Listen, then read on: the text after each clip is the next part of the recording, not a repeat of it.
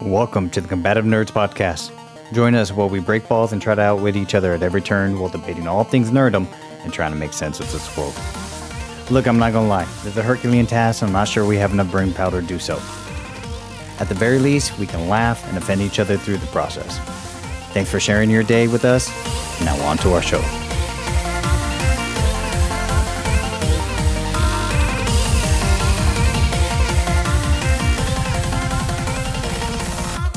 Hey, what's going on, guys? This is Raiderlance and FighterWizard. It is November 6th, 2022. We haven't talked for a while. How you been, brother? Very well, thank you. Yourself? Hating life. You guys haven't heard it yet, but you will hear the conversation where I complained to IEG that my entire family has been sick. I've been sick for almost all of October. We thought we were getting to the tail end of it, and my son had a fever last night and some tummy issues. So we will be going back to the doctor and hopefully figure this out before we catch the plague. So yeah, I'm hating life. But before I finally kick the bucket, what you can do for FighterWizard and myself is like, subscribe, share this podcast. We get a little bit of traction. We're starting to get excited. It would be nice if we had your backing. So we would appreciate it. Comment, rate us. We're begging you here. Please, we need the help. Yeah, it'd be nice to have that feedback just so we know what works and what doesn't. Because right now, there's a lot of analysis on the metrics that the different platforms provide us. Right.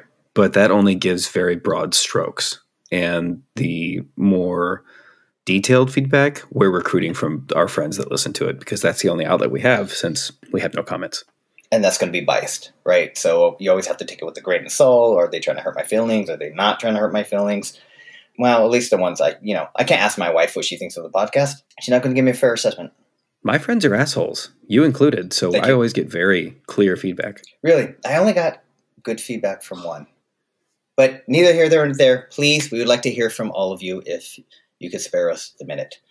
So I know I haven't seen you in a while, and Halloween has just passed. I know you are a big fan of dressing up. It allows a great opportunity to explore different fantasies and different characters. And I always enjoy the pictures you send me. So I wanted to ask, this year, did you go as a wizard, a warrior, or a high-level BJJ practitioner? You know, something in the fantasy realm. I knew where you were going 15 seconds ago. I knew it. I do enjoy Halloween very much. I've gone as lots of things. It's kind of part of the culture of my tribe. But no, I did not wear. Yeah, I would feel as though I was masquerading if I wore a black belt. I would agree. Unless I wore the black belt in my other martial art that I have, that I earned. But that doesn't go with my gi. Wait a minute, isn't that a patch? No, it's a belt. Really? Yeah, it depends on the organization. KMG was pretty big. Krav Maga Global. Yes, Krav Maga Global. Also Krav Maga Worldwide. I'm not part of that organization. I'm not part of the other organization anymore either. But they were big on patches. I expect to differentiate themselves as a bit of a marketing, sure, which I totally bought into because I have my patches. But when our instructor separated himself from them, which I think was a wise move in multiple respects, mainly because KMG, I won't say what I was going to, but they don't spar, and they have a really, most of the time they don't spar. How the fuck do you do Krav Maga without sparring? How do you learn how to fight without sparring? Jesus Christ, we must have gone to a special school then. Our instructor trained in other things before that. He's ex-military, which lots of Krav Maga instructors say. And he also trained, both trained under, and trained legit MMA professional fighters. Yep. Yeah, you would tell us the stories all the time. Yeah. So he understood the necessity of live sparring and drilling live sparring, drilling, not always just beating the piss out of each other because that has a diminishing return, but having a level of contact, which is why jiu-jitsu people will almost always tell you that they're badasses, but they typically earn that as well because there always is a measure, usually a quite high measure, of live contact with people going pretty hard, trying to hurt you. I agree, except for in scenarios of violence. BJJ people usually shut down. Not all of them. There's certain animals, but I want to say the lower end to the moderate practitioner, which is 50%. I would even argue maybe 60% of them. You hit them in the back of the head. I'd argue higher too. You hit them in the back of the head or you punch them in the face and they immediately act like somebody tapped and they just want to stop and reset because they can't process that. But again, BJJ, my first love, not trying to piss on it. I just think you got to prepare for each and every situation, right? And so it gets difficult. With Krav, it was a bit more well-rounded, but shallow in its teachings. So it is. And the problem that, in my lowly opinion, that some Krav, and you could argue lots of martial arts organizations or styles have, is that they seldom admit their own weaknesses. Of course. Or if they do, are seldom willing to explore them further. I've trained with high-level taekwondo. I've had high-level students of taekwondo, like 6-degree black belts. I would never want to engage with them at kicking distance. I'll close immediately. Fuck no. I watch them just drill on a bag and they're like, oh, no, thank you. But they can't punch and they keep their hands down. Jiu-jitsu, it's tough to say because most of the guys that I train with in jiu-jitsu right now are kind of brutes. Yeah. But I would agree with you if you put them in a situation that is not contained or comfortable, then the art or the style has trouble adapting to it. Yeah. An easy example is there's a lot of stuff in sport jiu-jitsu that is inapplicable in a real fight. Spider guard. Yep. Spider guard, if you are not aware, is when the person who's playing guard, i.e. is on their back and has their feet up in front of them, secures the arms either through sleeve grips usually or wrist, and then places the soles of their feet on the insides of the elbows. And that allows the person who's playing the guard, i.e. the person on their back, a measure of control on the opponent's upper body. And you can knock them over, you can disrupt their balance. But if you saw it and you imagine that you're in an absolute no-holds-barred fight, it doesn't take a lot of imagination to realize, oh, I can just stomp on the dude's balls. Yeah. Easily. Yeah. So. Real quick, have you seen that new league, let's call it? It's called Combat Jiu-Jitsu, where they allow open hand strikes? Yes. Fantastic. Now those guys are going to kick the majority of people's asses. I have no issue with that because they're going to change up their game to expect a strike. And this is messed up. But the thing I enjoy most of the few times I watched it is where the guys trained some stand-up, but then were surprised when there was ground and pound involved. Like almost, they're like, oh, if I'm standing, I'll hit.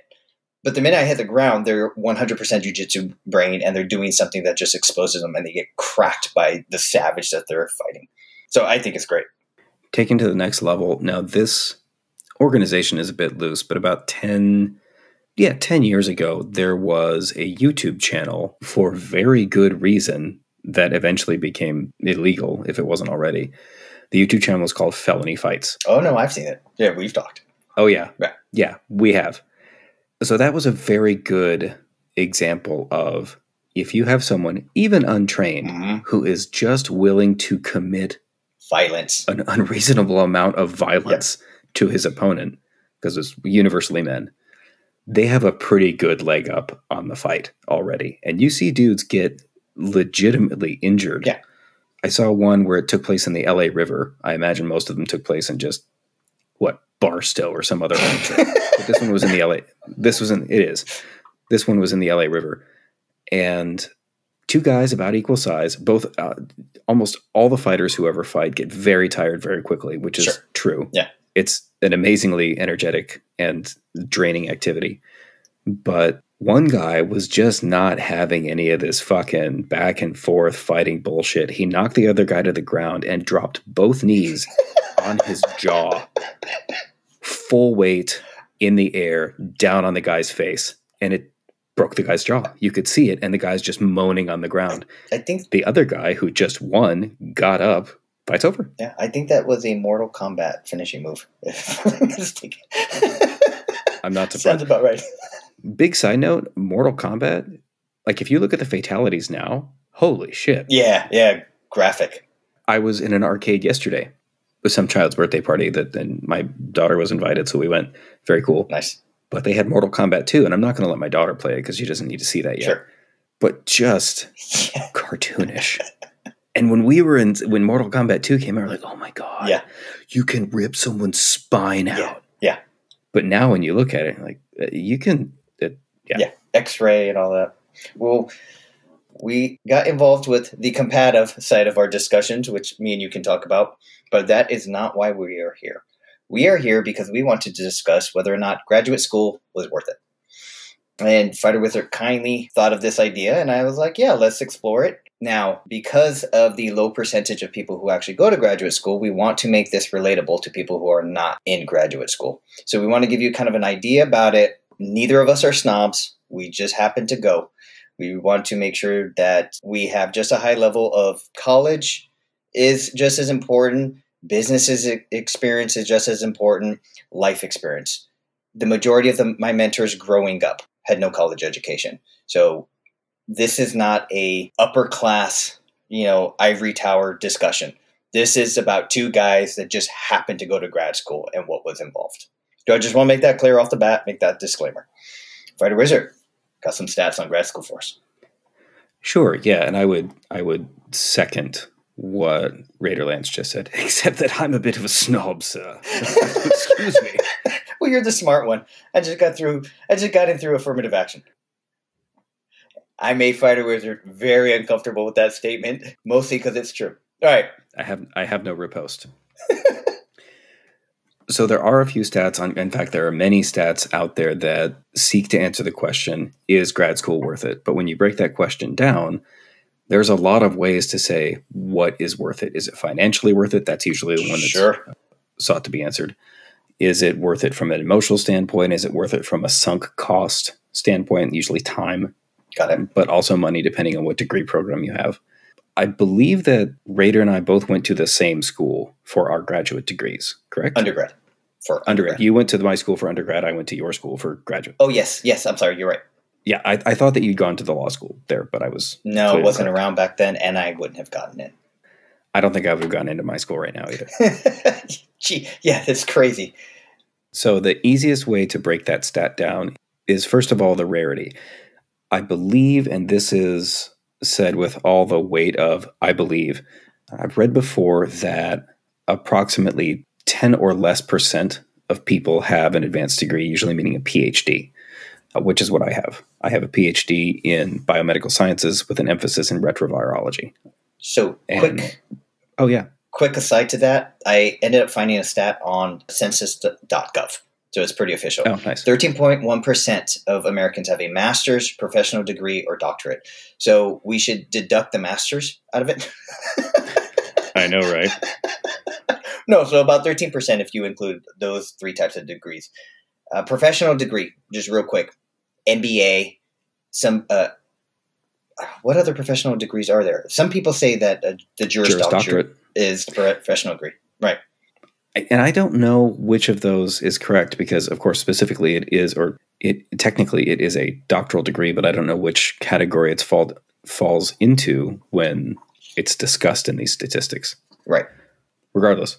So the ROI, return on investment, depends very much on what the person specializes in or in what field the degree is.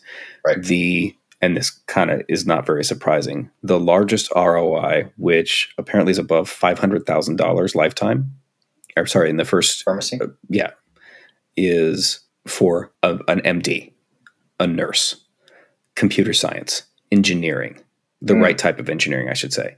Yeah. A doctoral degree in science, technical, engineering, or mathematics usually has a high ROI. Sure. A doctoral degree or advanced degree, MBA somewhat included, in a field that is not one of those can either have a middling to a negative return on investment. Education being an excellent example of negative return on investment. And you see the same thing with bachelor's degrees as well, or undergraduate degrees. If you have a bachelor's degree in history, let's say, especially a specific type of history like medieval art history or something, you'll most likely have a very negative return on investment. You might do it for love. You might have a very fulfilling life. You might love the pursuit of the academics, which is wonderful. That's an excellent reason to pursue it. But no one goes into that with the hope of money. And that's very good because they don't get any. Yep. But to Raider's benefit, one of the most lucrative graduate degrees to have is law. It can be. It's right up there with medical doctors. When looking over these statistics and these graphs, I don't know your income. I'm comfortable sharing the ballpark of mine. I assume that both of us are on the upper end of the median return of money for our age group per degree. And when I look over this, I'm like, oh my goodness, I'm doing better than I thought, relatively. I hope I'm at the median, right? Just because it's a career path I went into, and I'm not going to speak on that yet until I have to show my face. But yeah, no, I wasn't a bad choice monetarily. Absolutely, I agree with you, and lawyers can be. Lawyers are a bit skewed. They're like, think about them like prize fighters. Very few make the really big jackpots with the multi-million-dollar case and awards or verdicts, and that throws off the statistics, right? There is a very high number of attorneys who are just pounding pavement and basically Better Call Saul before he got into the cartel and the drug running, right? You just scraping stuff by, not making that much. And so it is skewed. There is you can call it a middle class of attorneys, and that's the majority of them. But I think the numbers may be more skewed with doctors, unless you own a dialysis company or the medical buildings or something like that. Doctors usually make around the same. You would call it salaries because they're all part of the, what are they called? Partnerships, fellowships that the doctors. I don't know well enough, HMOs or what have you. Yeah. I think that's true for something like a general practitioner when you go into specialization, especially if it's quite specialized. So I have a cousin that specializes in robotic surgery. That's a lot of money. Yeah, exactly. That's a lot of money. Yeah. And tons of insurance fraud. But, of course, your cousin's not doing that. But I will tell you, most doctors are very moral, but are still willing to upcode. And that's a whole different conversation. It's a game between physicians and insurance companies gaming each other.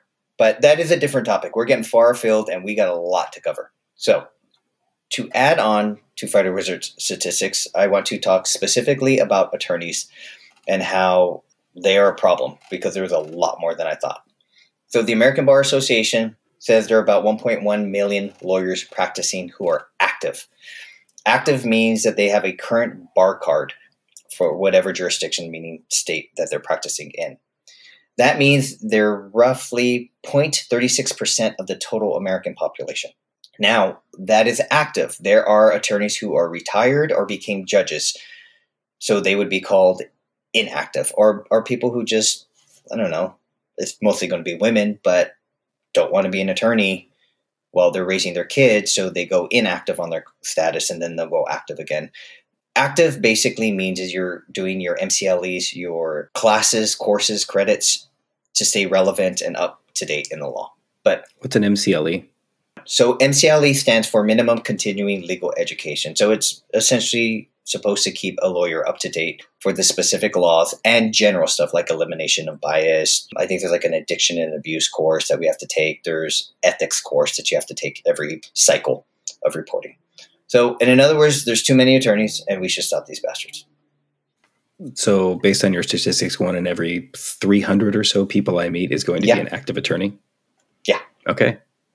So looking a little bit deeper, so I don't know the source that Raider is using. One of the sources that I'm using is a pretty deep exploration into, and there's lots of stats that go into the exploration, which is why I'm using this as the source, into the economic benefit, not for the economy at large, but the personal economic benefit of an advanced degree over X time per X degree, per X specialization. And actually, one of the things I really like about this is that you can enter your university, i.e. our university, and find out what the median earning of a person with your degree within a very big swath makes. I mean, they did that in high school for us. Here's why you should go to college. And they would lay out the different careers and the percentages. So, of course, everybody, graduate school, first and foremost, for the majority of the people, is a financial decision. Absolutely. There is a percentage, and it's a smaller percentage, but go for the edification of that graduate degree and or that field. So I'll consider that a luxury. Yeah, that is well put. So with that, you brought up that usually the entrance into graduate school is a financial decision. That leads pretty well into the question, why did you enter graduate school? You want to go first because mine's a little bit longer. I want to hear yours. Okay. So this is not me playing the violin. This is not a woe is me story. This is to give you a little bit deeper background and understand how I wasn't supposed to go to grad school. It just kind of happened. So I grew up in, most people know it as East Los Angeles, but the actual city is Boyle Heights, California. Sorry, it is the place where you don't want to get off on the freeway. Absolutely. We are the city in between downtown and East LA, general. So we are just lumped in with East LA. So because I was born there, I was literally born in a house there. We moved for about 3 years to the nice neighborhood named Linwood, which is southeast of Watts and northeast of Compton, right? And that was a good neighborhood because it was still 30% white people and they were all fleeing. After that, we left Linwood and went back to East Los Angeles until I was around the 10th grade. For those of the listeners who are not from Southern California or do not have a good grasp on the geography of Los Angeles County, Linwood is also not a good area to go. I'm pretty sure slightly better than Boyle Heights. And just to reaffirm, not to walk over your history too much, please edit this if necessary. One of my very good friends is a sheriff, Los Angeles County Sheriff. Yep. And I was sharing with him that one time we needed gas or something, so we got off the freeway. And having very little knowledge of the geography of Los Angeles, I was like, oh, Boyle Heights. So I got off on that exit, drove around looking for the gas station. At night? Everything at night. Oh, good. At midnight. Everything was fine. Went to downtown LA, saw a comedy show, went back. I was telling my friend that the next day, and I got the universal look of, what the fuck were you thinking? Yeah. Did you get out of the car? Yeah, we totally got out. We saw some dude taking a piss in the street. It's like, you dumbass. Unnecessary risk. The percentages of, you're walking down the street and you see some white guy, you're not just going to rob them. Boyle Heights is not like that, right? But there is a much higher percentage chance that shit's going to go down there and it goes south than if you're in a normal suburb. And at that time, and maybe still, I'm a very safe person to rob, especially then. Yeah. I would agree. You stand out. I was in graduate school, so I had no money. But if you had to pick someone who was easy to rob, you could please. You won't get a lot, but it would be very easy to get. So yes, I grew up in a rough neighborhood. There are rougher out there. I'm not some ghettoized thug who's hardcore. Not at all. But yeah, it was a rough neighborhood, and we can go into that in a different conversation. But so the point of bringing that up is I had a very limited view and scope of the world, right? I went back to the old neighborhood maybe a couple months ago to help my mom with something, and I realized that I lived in a 2.5 square mile radius, meaning I didn't travel further than that, unless the rare occasion of Disneyland or Magic Mountain, but that was my world, 2.5 mile radius. I'm not going to museums. I'm not going to parks. I'm not going and getting exposed and what do they call that? Not socialized, but where you introduce culture into a kid. Acculturated. So hopefully that's a real word. I'll check it after in post. And I had a very limited view. I also grew up in a very Christian household that practiced strict fundamentalism. So I had two things that were really limiting my scope and my view in life. There was no encouragement for me to ever go to college. At no point in my life was I ever told I needed to or had to go to college. I assumed not to. Not because I thought I was going to run the streets and all that. It just wasn't on the radar. Well, by chance, through a lot of hard work, I was able to get into a very good college because I did very well in high school. When I went into college, I'll get to grad school, but I have to set this up for grad school to make sense for me. When I went into college, I was an undeclared major, meaning I don't know what I want. I thought I would go into engineering because I was decent at math, And then my school was about 60% Asian. And then I realized what being good at math actually meant. And I was not. So I ended up staying undeclared, got some encouragement. I enjoyed certain classes. I ended up with a BS in English, and I stuck it out for an extra year and a half and got a BS in general social ecology. What that means is my grades were not good enough to join a second major of psychology, but they said your grades are good enough to do general social ecology, which psychology fell under. And I went, what does that mean? And they said, you can take any courses without prerequisites, and you just have to meet a unit requirement as to take these 3 classes from this course, these 3 classes from that subject. And I went, wait, I don't have to do all the bullshit prerequisites I don't want to learn? I could just take whatever I want? They were like, yeah, I just sign me up. So all the classes were psychology. So I got a BS English, BS psychology. College opened up a world to me. History, philosophy, psychology, literature, power of contained in articulate prose, the ability to analyze texts, situations, people, the ability to look at something critically from multiple viewpoints and synthesize with my own viewpoints influenced by the teachings I've learned. It was, sorry to sound corny, liberating, expanding. So I wanted more of that. But I didn't know what I wanted to do with it, right? I had no big plan. I never wanted to go to law school. I never wanted to be an attorney. I still don't want to be an attorney. But during the last year of my college, I had to figure out what I want to do with my life. And unfortunately, because I never thought of it, well, I should say, I never thought about that aspect of my future because I was too busy working on myself in the present. So all I knew is I liked learning.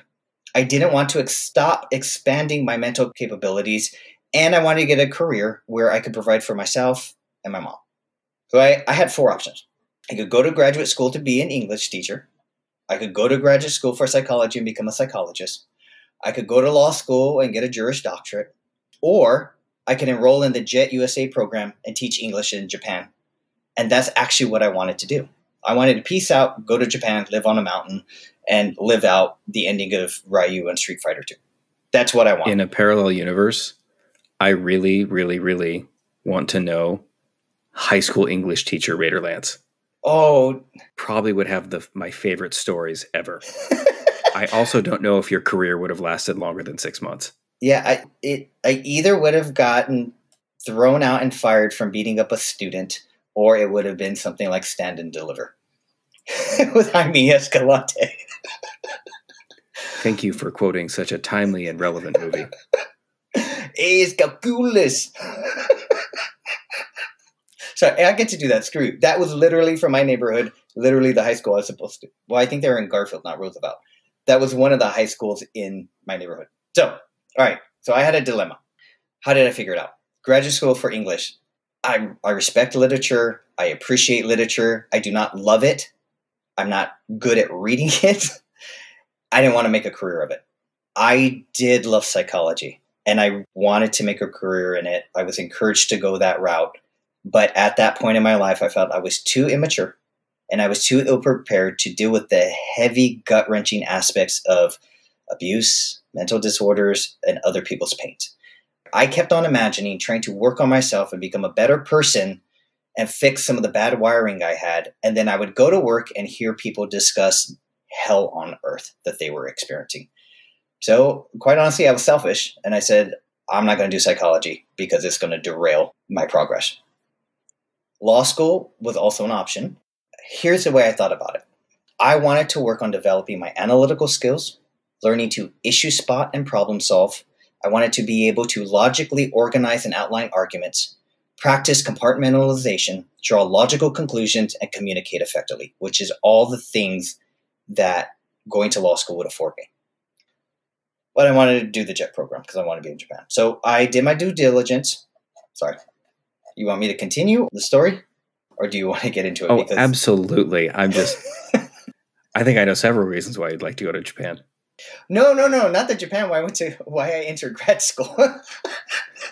But you've mentioned Japan twice now, and both times I think both myself and IEG could immediately come up with a compelling reason that you would want to go to Japan, in addition to your education and the providence thereof. But please continue. This is fascinating. So I wanted to punch waterfalls at Japan. That's the reason why I wanted to go. So what it took for me to get into law school, right? And this kind of goes to why I went to law school. All right, you have to take what's called the LSAT, which is a test based on reading comprehension, logic aims, and test to determine your aptitude for law. Of course, your GPA, you had to have minimum requirements and a 4-year college degree, letters of recommendation. My GPA sucked. I didn't want to be a lawyer. I didn't want to dedicate my life working 60, 70 hours, whether it was in law school or as an attorney. So I had a big chip on my shoulder, but I still wanted to prioritize my family, God, and make enough money to support myself and my family. So I did my due diligence. I started touring different law schools. I went to basically an open house or a job fair, think of it that way, where there's a bunch of booths with all the recruiting law schools. Because my GPA was not stellar, I didn't have a lot of people courting me to attend their school. There was some, but not a lot. I went to this one table, and there was a part-time student, female, and we hit it off. And she was married. She had a job. She told me, this is possible. You can still have a life within law school. And she invited me to go to an open house at that school. I went to the school, and being me, walked in with a chip on my shoulder, dressed the part, dressed like I didn't fit in. And I went and I stood there just mean mugging everything and acting like I was too good for this and I didn't need them. And so they went through their little spiels and they fed us and it was really nice. And everybody started clearing up and I started walking the halls and, checking out the banquet hall. And there was this one professor and I think he was a speaker, and he was eyeballing me from across, sizing me out, not in a bad way. I could tell he wanted to engage me. So he made his way over and he introduced himself and we started talking. And when I say he was the nicest guy, I mean it. This guy was amazing. He affected the course of my life. But I had the chip on my shoulder, so I started telling him everything. I don't really want to study that much. I want to go. I don't want to be an attorney. I'd rather focus on my family. He was unfazed. So I leaned into it and I just started talking raw and how I didn't really like attorneys. And so he was like, no, I understand. Well, why don't you come to one of my classes? So I went. After that, we had another discussion. He said, look, I think you can do this. I think you'll be a good fit, but your grades suck. You need to hit this number on the LSAT. And then we can talk. Well, I went and I hit it. And so then when I told him, hey, I hit it. What should we do? He was like, look, to maximize your chances, you should probably go into the part-time program, which is what I want. Part-time is basically people who want to become attorneys as their second career. They have a family, they have responsibilities. It's kind of, I don't want to say looked down upon, but think about a doctorate.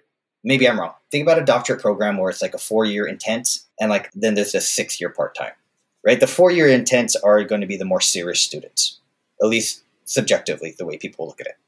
So he said, go into the part-time program, and also you're going to have a strong letter, personal statement. And he was just very forthright with me. He was like, we don't get a lot of Mexicans. We don't get a lot of Mexicans from the neighborhood you came. You have a unique story in this situation. You went to a really good school. You somehow pulled this off.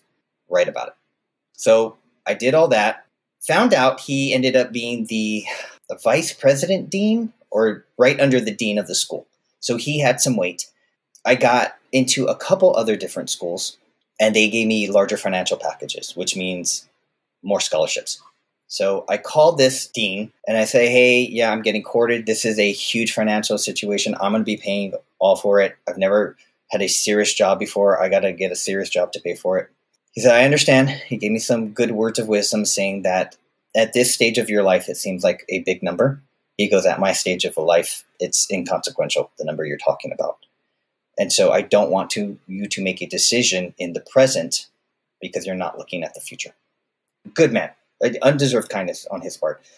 And then the very next day, I get a call from the financial aid office, and they offered me a small but decently expanded financial aid package.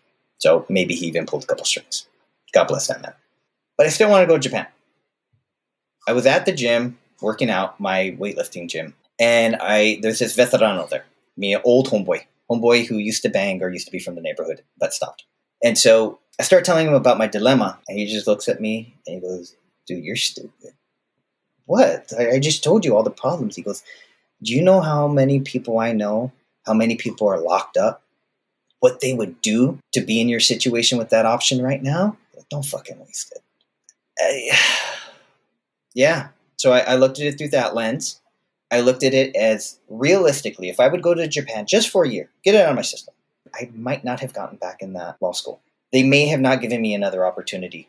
Realistically, I had timed it, and all the features that I brought to the table were going to be have a half-life. What would you call it when it like slowly loses value? Depreciate? Yeah. All the things that I would bring to the table would depreciate with time.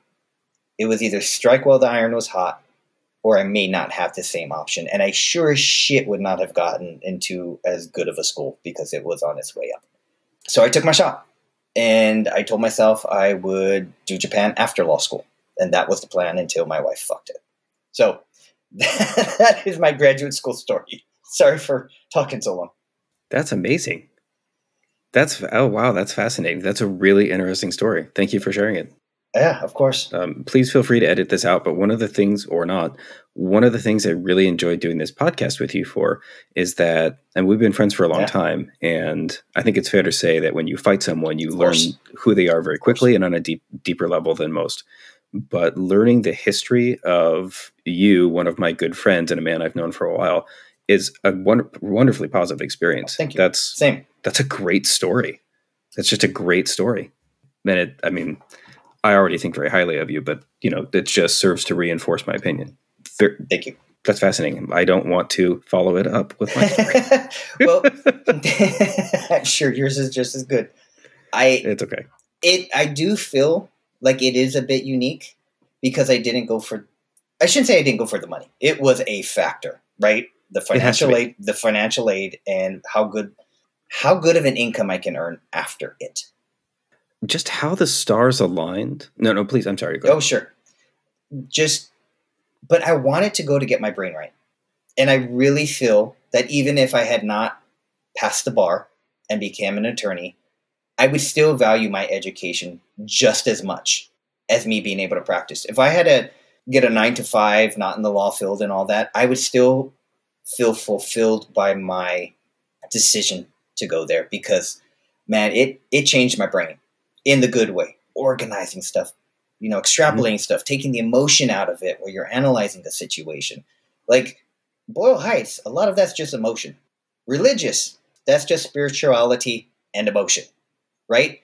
There's, I had a huge blind spot and gap from my brain working properly, and law school immensely helped it. Maybe too much. Yeah, just how the stars aligned in those two sources of guidance that you needed at exactly the right time. That's, from the vice president of a university to an old gangbanger, just getting very real with you at a moment saying, do you know how many people would kill to be in your shoes? Yeah. My story is not nearly as good. He gave me the look of, so you want to be me? Is that what you're telling me? He was willing to, he didn't put himself down, but he was willing to be the lesson learned. Right? Not very many people would do that. I owe that man. That takes a tremendous degree of humility. Yes, absolutely. He wanted what was best for me, even though he was going to have to pay a cost. And, it was very influential what he did. And then, of course, the dean was undeserved kindness. Wow. But you got to tell me your story, man. That you were such a genius, it was easy, and you had all these schools knocking at your door to get in. No, thank you for saying something that's not true. I feel like Bill Burr just took stage, and then there's the guy who has to follow him. Sorry about that. But anyway, so let's see. My story is different. I come from a different neighborhood, a different background than Raiderlance. I've always been really, really, really lucky. My parents had solid careers. They worked for the federal government. They worked for the military. And if you work for the military, assuming that you don't die in combat, you're usually quite well taken care of. Had some bumps along the way, but I never wanted for anything growing up. And good. Agreed. Agreed. Personally, that led to the development of a pretty substantial twat-sized ego. And really smart, dude. It's pretty common. I was a fucking... The twat is appropriate. Regardless of it, this all goes to say that there was some personal development that had to occur during my undergraduate. I had a lot of options coming out of high school. And I very quickly squandered many of those options. Sure. And 3 years into my undergraduate, I went into undergraduate to study molecular biology. I have an uncle who provided me my very first job in a molecular biology laboratory in the summer in between my graduation of high school and my beginning of undergraduate. I liked it, didn't understand it. I thought it was just cool that I got to be in LA for the summer and doing sciencey things at the Children's Hospital of Los Angeles, which I think all of the people in the lab understood as well. And they were like, he's a kid, he's here, let him have fun. Let's also teach him some basic shit. It was an awesome, it was a wonderful opportunity. My uncle's a great guy. And he was really nice to give a dumb, arrogant kid, a chance. So in undergraduate, I very quickly developed an abysmal GPA. Really? Oh, you didn't give a shit Jesus then. Christ. Okay. We should talk about that because I had a bad one for a completely different reason. But yours is surprising. I discovered this was my first time living away from my parents, as it is very commonly. And I discovered that you don't have to go to school if you don't want to. That is the difference in our upbringing, right? Uh-huh. I didn't have to, but I paid for my own college. Uh-huh. I drove an hour to school, back and forth 3 times to 4 times a week. 1, to get the fuck out of my house, but 2, because I can afford to live on campus. So it's just... And by the way, for those of you who are not from LA, if Raiderlance is talking about driving an hour, that's maybe 1.5 miles from his house at the right time of day. Yeah. Back then, gas was still like $2.50 a gallon, and there weren't that many people, and none of the neighborhood was around the college. But I'm sorry to derail you. So, working at the lab for summer. Yeah, so I worked at the lab for summer, went into undergraduate, quickly developed an abysmal GPA. I ended up withdrawing from my undergraduate degree my junior year. Yeah, I needed some time to focus on myself. I did. I was very fortunate and was able to grow up a little bit into the sterling man you see before you. And very nice. Thank you. And re-entered my undergraduate, same university, different campus. I went from an abysmal GPA to like a 3.96. Now, because it's a cumulative, it's an averaged thing. Yeah. I still had a fucked up shitty GPA by the time I graduated. So you can imagine that every letter I sent to graduate school was like, hey, focus on this. Yeah. And I went from, I don't know, man, the bare minimum 12 credit hours that I didn't go to in my sophomore and junior years to 18 credit hours, 21 credit hours per semester with extra shit in the summer. Suffice it to say, I pursued it with the attention that I did, the attention I certainly didn't give it, and maybe the attention that it deserved. And I found out that by studying and actually applying myself, I really, really, really enjoyed it. I've always been interested in science. I collected rocks when I was a kid. I was super into dinosaurs.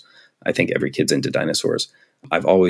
I think the theory of evolution by natural selection is an astounding, different cast, but the ideas that are contained within science, the ones that I can maybe just barely understand, are fascinating, awe-inspiring, the story behind them the same, and what they can mean when extrapolated into the natural world are just mystifying. I am not religious. I'm an atheist, but it's as close to a religious experience as I've had.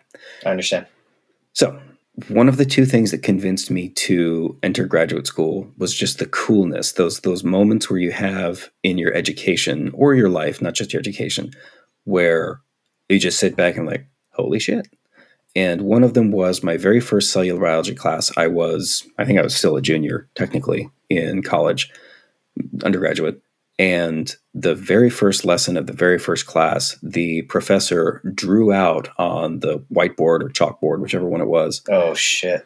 The molecular structure? The series of protein complexes that are contained within your mitochondrial membranes that generate ATP. And at the very end, where this oxygen molecule comes from. And he's like, and this whole thing is why you breathe. This is the only reason why you breathe, is to generate this oxygen molecule that becomes a proton acceptor. And That's just one of those things like, why would I breathe. I breathe. Everybody breathes. You have to breathe. Oh, that's why. That's the only reason I need to breathe, is to get a single oxygen molecule. Of course, it happens all over your body. Sure. And why, if you don't have it, you so quickly die. Why cyanide works so well. In that moment, and then there was an organic organic chemistry? Is either organic chemistry or, I think it was organic chemistry. No, biochemistry, where same sort of thing. The professor teaching the class gave an example from Michael Crichton's book, The Andromeda Strain. And it was an infant that I can barely remember the book, but in it, there's an infection of some sort that kills almost everybody in a town except for an old man and a baby. And we had to find out why the baby didn't die, or the old man. Turns out that the pH of their blood was slightly different. And then he went in to explain the reason you needed to have a homeostatic or preservation of pH in your body is because it fails to bind hemoglobin at outside of a very specific range, 7.35 to 7.45. And if you can't bind hemoglobin, well, guess what? You can't breathe very well anymore, and you very quickly die. And just those two things of explaining just the really intricate reason why you do this very basic thing that you've always understood that you needed to, and just, of course, you breathe. Of course, the hemoglobin's in your blood. Well, what the fuck does that mean for protein structure and everything else? And all the information that goes into that. Anyway, sorry. So those two experiences sort of opened my eyes to, there's a lot more here, and I want to know a little bit more about it. Much like you were describing, there's a series of tests that you have to take. You have to take the SAT-2s, the uglier cousin of the SAT-1s that we take if we're fortunate enough to get into university. And then you have to take the GREs. And GREs, graduate requisite exam, are subject specific. So if you're going to go for a molecular biology degree, you have to take a molecular biology GRE. If you're going to go for an evolutionary biology or general biology, etc. Usually it's organismic evolutionary biology and molecular biology is the two big feet way they break that down. Took them. The GREs are insanely specific and one of the hardest tests I've taken, especially because, like, when you say you're going to go for general biology, it's fucking general. There's going to be some stuff that you recognize from cellular biology. There's going to be some stuff you recognize and can do from biochemistry. And then they're going to have botany. I don't know fuck all about botany. I could barely spell it if I was put to the test right now. And I'll remember the last question of the test was, if I put a pin in a mustard plant at 6 a.m, where is the pin at 6 p.m.? Are you fucking kidding me? I don't know. I don't know what a mustard plant looks like. That's funny. I certainly don't know what happens within 12 hours. So right. Because of my GPA, you know what? I wasn't really highly courted, but I put a shit ton of work into applying to different grad schools. I would spend 2 hours per day sending letters to different professors, either studying up on the different professors that were there to whom I could send letters, practice crafting my essays, or just doing some amalgam of that, or when it came down to it, paying for the fees that you have to take to send in your applications. You're just working on your applications. And at that point, I was working 2 jobs, and at one point I had 3, and I was still taking full credit hours. Wow. So when you're motivated, like you just shared. Yeah, I get it. And if you're fortunate enough to have the ability to do so and the opportunity to do so, you get to do it. And so I did. And luckily I applied to so many grad schools. I can't even remember, but I made sure to do it up and down the East and West coasts because I lived in Colorado at the time and I really wanted to live near the beach. Sure. I got accepted to, I think 3, maybe 4, but I think just 3. And one of them was actually the same school that Raiderlance went to for his undergraduate. And that's the one I took. And he is absolutely right. I believe that 60% Asian is a little on the low side, is now higher. Yeah, I didn't want to sound racist. Yeah. But it's not racist at all. It's simply a statistic. So here's why, what I'm going to say could be considered racist. Oh, good. But it's not me saying it. I'm repeating what the common thought process is. I just want to say before you say it, this is the highbrow version of, look, man, I don't want to be racist, but. Okay. 70% are Asian. Are Indians Asian? Not according to Chinese, Japanese, and Korean. So demographic-wise, they are Asian. They are the subcontinent of Asia, and they are a large portion of that school, maybe a 10, 15, now maybe 20%. So that's why the numbers have gone higher. But if you want to just talk about Chinese and Vietnamese, they were 45 to 50%. In the biological sciences of that school, 95%. Yeah, of course. And I can attest to that, having graded a lot of their tests. Yeah. And by the way, I am speaking from a point where all of my friends were Chinese, Vietnamese, a couple Koreans, a couple Japanese, Cambodians. That's who I hung out with. Very few Mexicans or Hispanics at the school during that time. So this is not me saying that. I am sharing the information that I would receive. No, the demographic by and large is Southeast Asian, or the traditionally thought of as Asian country origin. Yeah. Very few Caucasian, very few African American, and you can extrapolate from there out. Yeah. I mean, I could count 10. It was to the point where I knew all the black students by first name because I knew them all. And one of my good buddies was Haitian. I was always hanging around with him, and he would just introduce me all of them because there were that few of students. Hispanics were few. There was maybe 300, 400. Well, maybe they had a Spanish department, so maybe like 600. I knew both black students in the biological sciences graduate schools. Yeah, all both of them. It was crazy. Yeah, absolutely. So, anyways, I'm sorry. No. The only thing I would have added to this in terms of what it took was one of the things that really helps for anyone listening who wants to go to graduate school, at least in biology, I assume other scientific disciplines, is practical experience. Because every single person in my experience, including myself, who graduates with an undergraduate degree in biology assumes that they fucking know science. That is not true. You have a general education in scientific principles. By and large, I knew fuck all about actually doing it and how to pursue it. Sure. I was fortunate enough that the guy who taught me the molecular reason why we breathe allowed me to work in his lab. And I worked in his lab. We worked on yeast. It's actually the first time I was published in a scientific journal. Nice. It also has a very, very low impact factor, to harken back to your insult. No. I am not hurt by it. If I was an amputee, you wouldn't hurt my feelings by pointing out that I was. It's about the same level.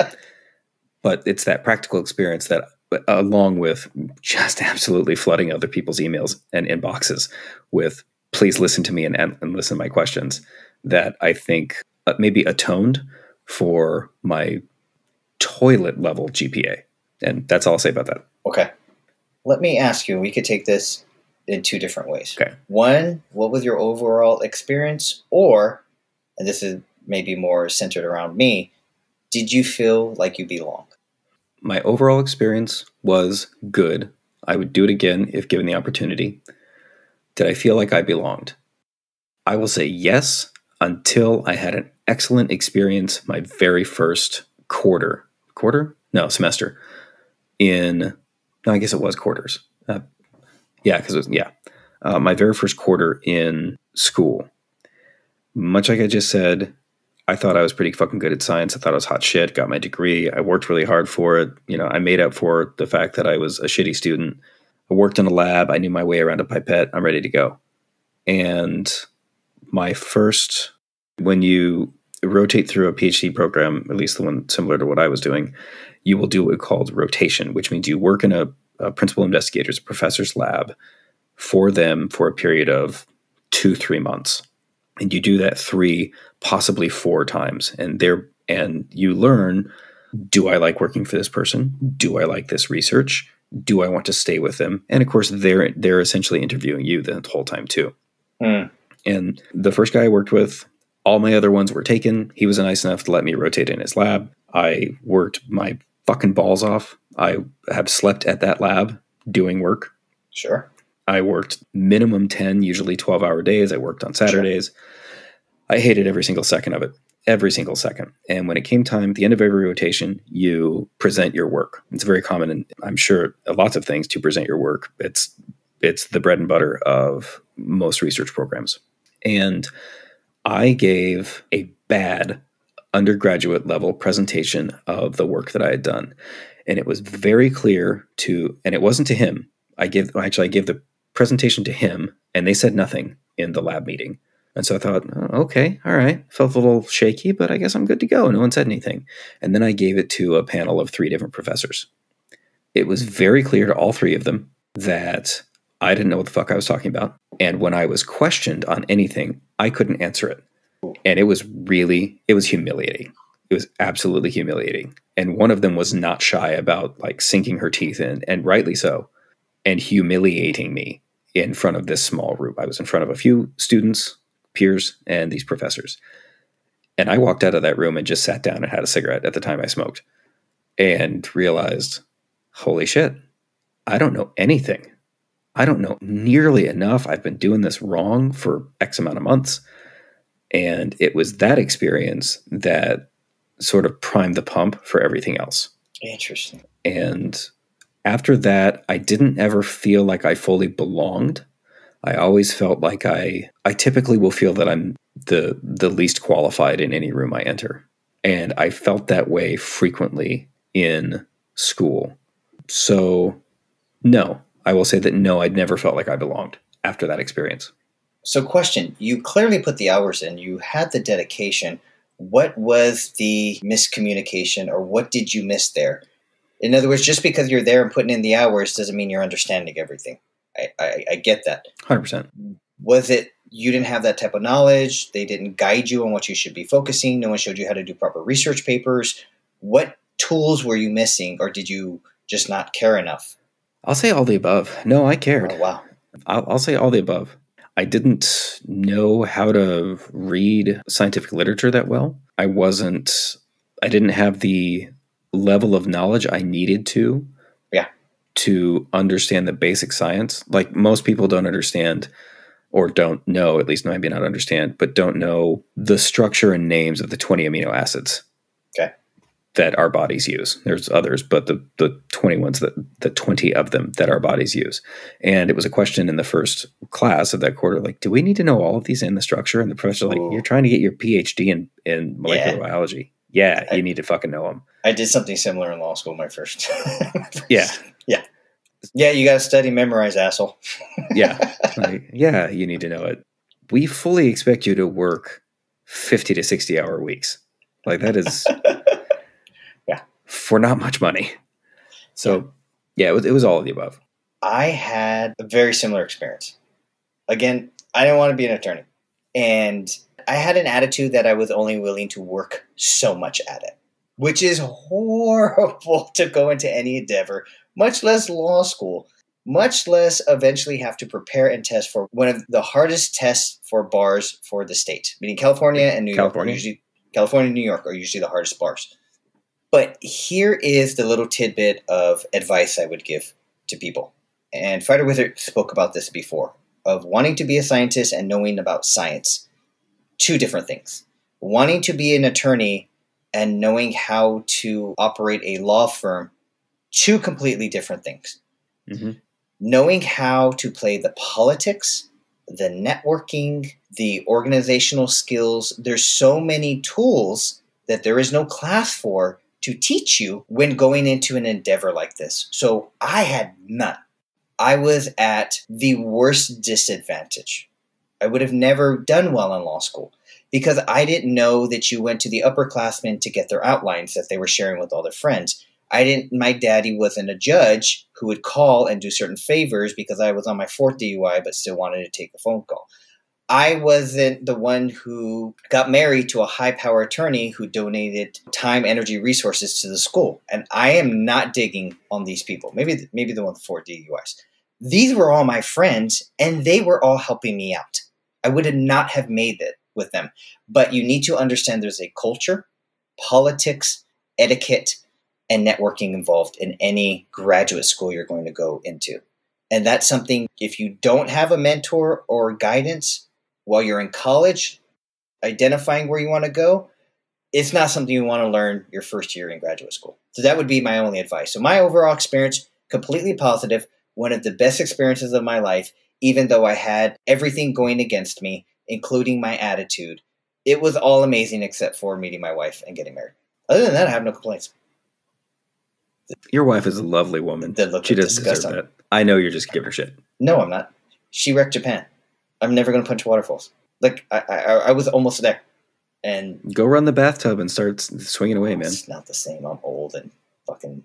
Put a picture of the rising sun behind you and just pretend. I'm gonna hurt my knees getting up out of the chair and leaning over him and throw my back out. Nah, whatever.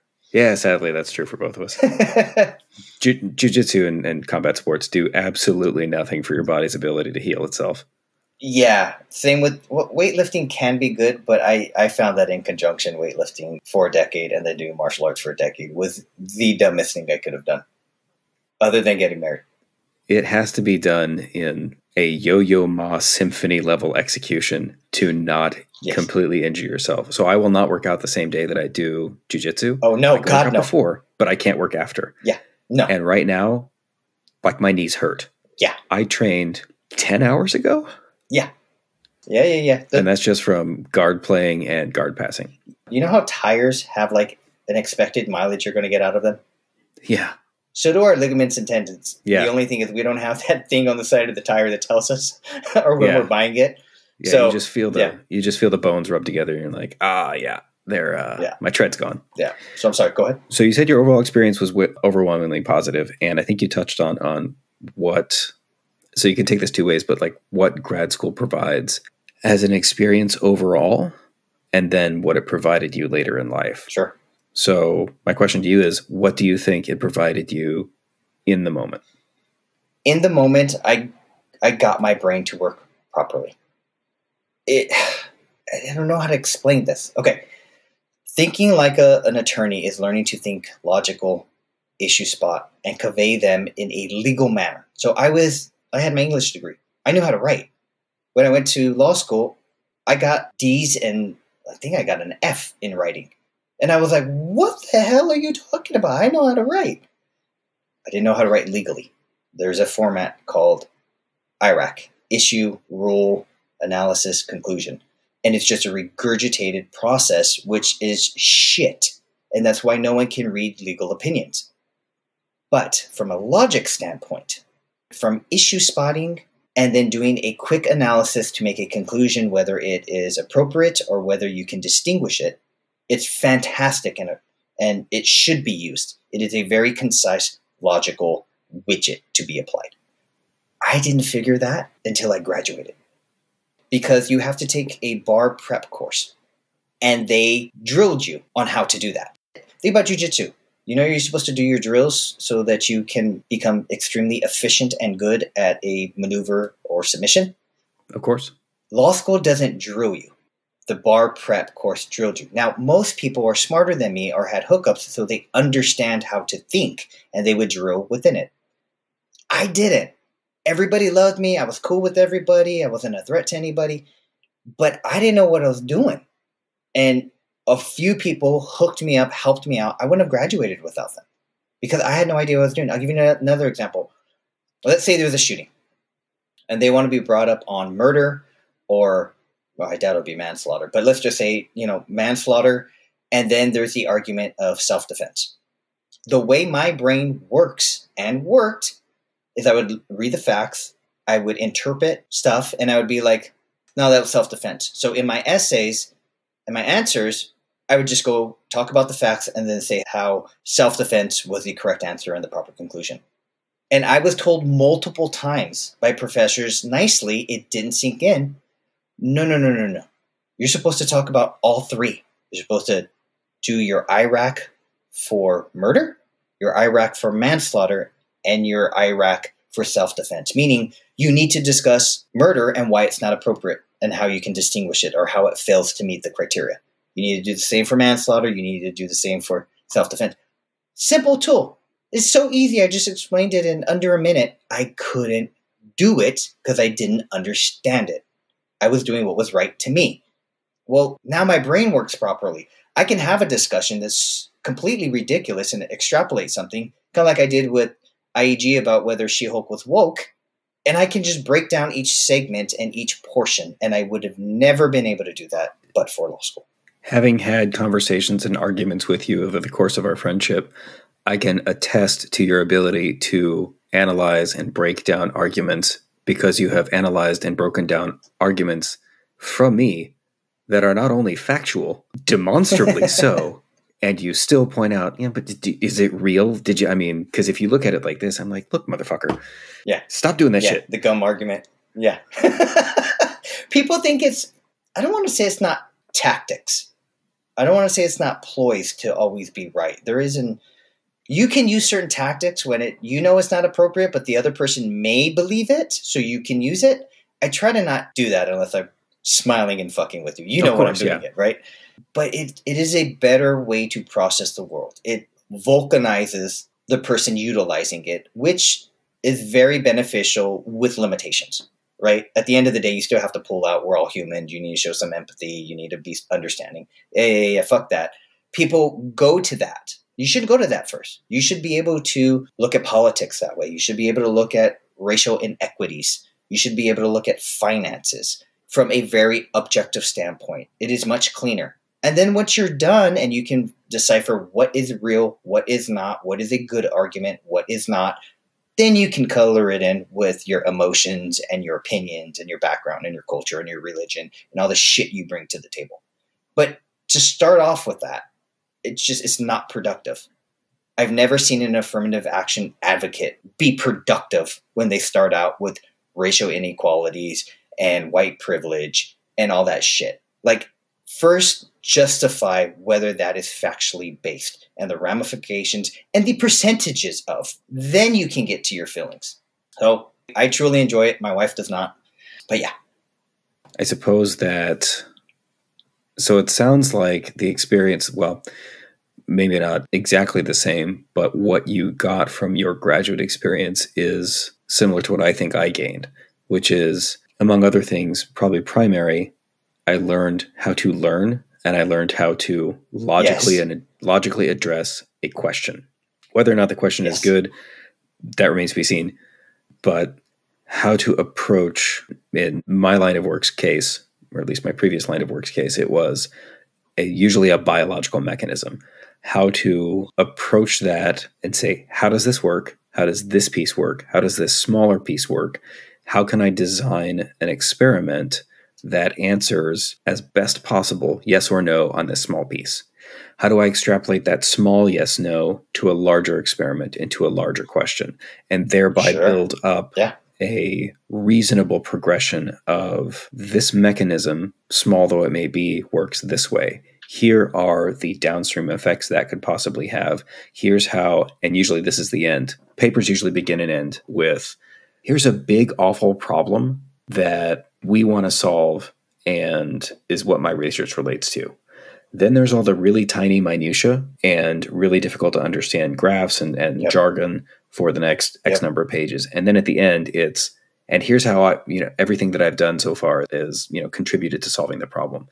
The beginning and the end are usually, this is what my grant is about and why you should fund me, regardless. And sometimes they are very much, and here's how I'm helping to solve the problem. And it's legit. A lot of times it's, I worked on HIV research, but a lot of what I did is seldom ever going to benefit somebody. But you can sure as shit bet that I'm quoting HIV fatality statistics from 1981 to present if I'm making a presentation. Anyway, so much like you, I didn't learn Iraq, but I did learn to some extent how to logically address a problem and design a physical process by which to investigate it. And that helps, that level of analysis, that ability to learn, that ability to read a technical paper and process it helps in lots of different ways. Sometimes not as much as it could. It fucking wrecked my jiu-jitsu. But still, it's a huge benefit. Yeah, I would say overall, if there's any listeners, and if I could give you some more unsolicited advice, you need to weigh time spent versus the financial obligation, depending on the school, and whether you're going for growth. All different things. There is not a right answer. If you need to make money, or you want to, chase opposite or same sex, graduate school can make things a lot harder. I think this is a statistic where if you are married going into law school, you have a like 70% chance of getting divorced.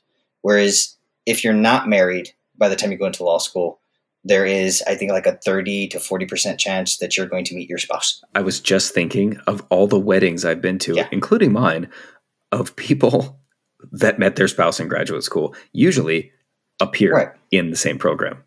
Yeah. Yeah. It narrows your dating pool to your peers. The number one predictor of romantic relationships is proximity. Yeah. So you gotta factor that in. So there's a lot of things to factor. It's not for everybody, but it shouldn't be frowned upon or not thought of highly. I'm going to sound very hippie-ish here. You go in with intent. That's fair. Don't get forced into it. Know what you're going to do. And it can be very positive, meaning there will be suffering. Absolutely. But the suffering will be worth it. Right? I still have PSTD from the bar exam. And that is a whole different example. It fucked me up good. That test is awful. And I'm sure you have painful experiences with drafting your dissertation and making your, what do they call it? Your argument, your thesis. Presentation? Yeah, just the thesis defense. There you go. Thesis defense. No, I had a really positive experience with that. Sorry. There's no test that you have to finish. Yeah, I know. There's no test. There's like one test that you usually have to do, and that's after your first year, and usually after your second to third year, and that is your first year exam. And your third year is not a dissertation, not a defense. It's essentially a master's thesis. It's where you lay out the research that you've done, of course, and then you lay out the research you're going to do over the next 2 to 3 years to finish your doctorate. And at the end, you do your thesis defense, in which you present your research, usually to friends and family, and then you stay, and your thesis committee begins to ask you further questions and probe deeper into your thesis and see, essentially what it is. But it's almost always a given, which of you passed. Only a few professors, mine included, a few times wanted to fail the student for their performance. Luckily, I was not one of those students. Jesus. I couldn't imagine that. Yeah, that'd be like going to law school and not passing the bar.